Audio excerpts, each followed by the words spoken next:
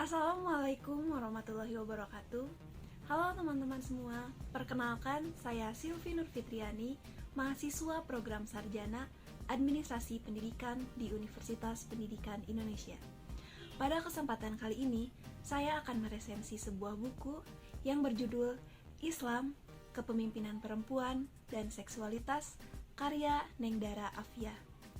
Buku ini diterbitkan oleh Yayasan Pustaka Obor Indonesia pada tahun 2017 dengan jumlah 200 halaman.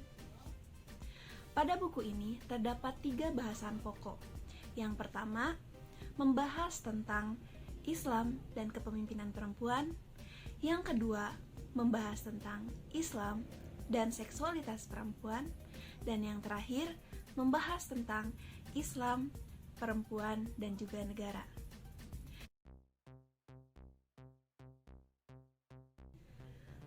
Pada bagian pertama dalam buku ini menjelaskan tentang keterkaitan Islam dan juga kepemimpinan perempuan.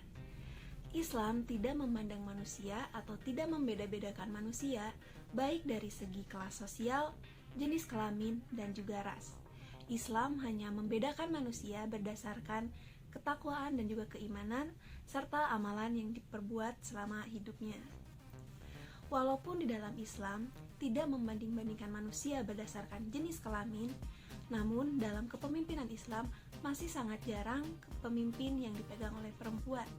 Hal ini disebabkan karena banyaknya perbedaan pendapat baik antara ulama dan juga masyarakat, serta tidak sedikit adanya kesalahpahaman terhadap memahami ajaran Islam tersebut. Hal ini menyebabkan pro dan kontra, di mana banyak ulama dan juga masyarakat berpendapat bahwa Islam melarang bahkan mengharamkan seorang perempuan menjadi pemimpin. Hal ini disebabkan karena kata qawam, yang mana menurut penulis, makna dari qawam ini harus disesuaikan dengan konteks ruang dan waktu, yang mana jika kepemimpinan yang dikaitkan di luar konteks keluarga atau memimpin suatu keluarga, maka perempuan ini bisa menjadi pemimpin. Penulis menyampaikan sulitnya bagi perempuan untuk menjadi pemimpin di Indonesia karena masih adanya sistem patriarki di masyarakat dan juga masih banyak perbedaan pendapat antara ulama. Hal ini bisa kita atasi dengan mendidik anak dari sejak dini tidak dibeda-bedakan dalam hal kepemimpinan baik bagi perempuan dan juga laki-laki. Bagian kedua dalam buku ini membahas tentang Islam dan seksualitas perempuan. Dalam bab ini, penulis menjelaskan bagaimana perkawinan dalam perspektif agama Yahudi, Kristen, dan juga Islam. Singkatnya, penulis mengatakan bahwa perempuan seharusnya memiliki kebebasan untuk melakukan berbagai pilihan, seperti memilih dengan siapa ia harus menikah, menolak perintah suami jika tidak sesuai dengan keinginan nuraninya, dan juga menolak dipoligami.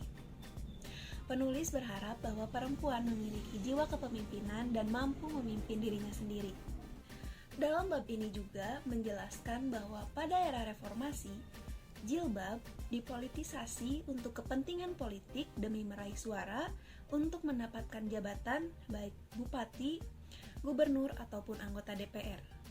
Menurut penulis, adanya produk hukum berbasis ideologi patriarki akan berpengaruh pada kontrol seksualitas perempuan, yang mana kontrol tersebut akan berpengaruh secara langsung maupun tidak langsung pada kekerasan terhadap perempuan dan pelanggaran atas hak-haknya.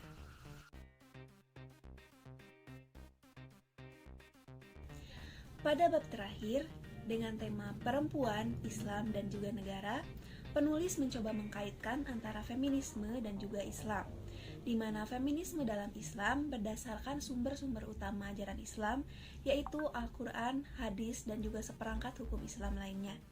Ia juga beranggapan bahwa posisi perempuan dalam peta pembaruan Islam di Indonesia telah muncul seiring dengan ide gerakan kebangkitan nasional, Dan ia juga berharap dengan adanya demokrasi dapat membuat ruang kontestasi bagi gerakan perempuan untuk menegosiasikan kepentingannya.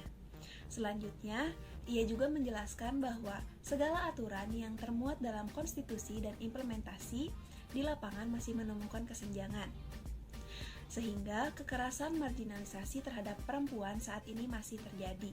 Selain itu, dalam bab ini juga penulis mencoba menjabarkan bagaimana keperawanan atau virginitas dan incest dalam perspektif Islam. Banyak sekali kelebihan yang dimiliki oleh buku ini, namun tentunya tidak terlepas dengan beberapa kekurangannya.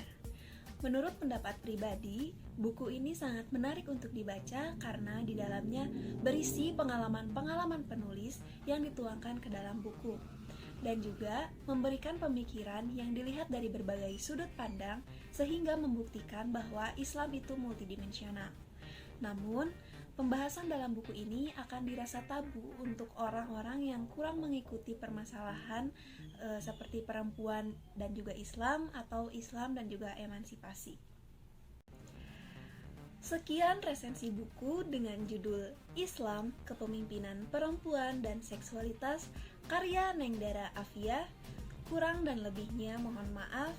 Terima kasih dan sampai jumpa.